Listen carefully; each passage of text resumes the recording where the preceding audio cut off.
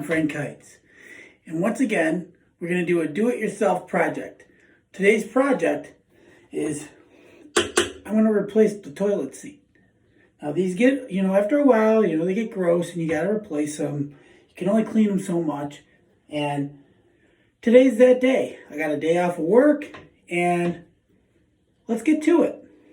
This one is going to be a slam dunk. No problem.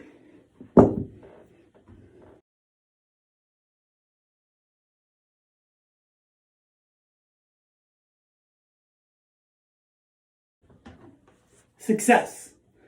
Now we're going to clean up this area here and then put the new toilet seat on.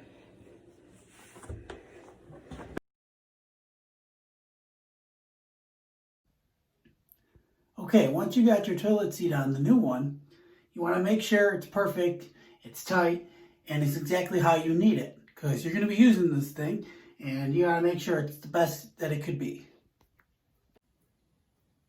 As you can see, there's two types of toilet seats. There's regular, and then there's elongated. Clearly, I got the wrong one. So, you can't really use it like this, and you realize that this is another project you've messed up. Now, what do you do? It's at this point in the project where you know that you've wasted a lot of time and you have to undo your work and retake off the new toilet seat.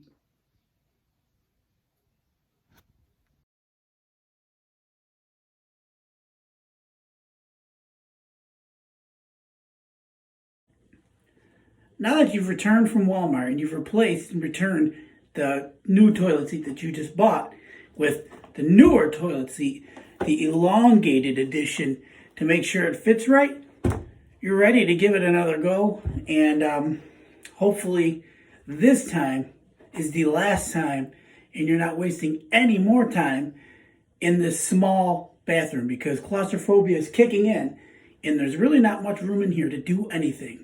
Don't own a home.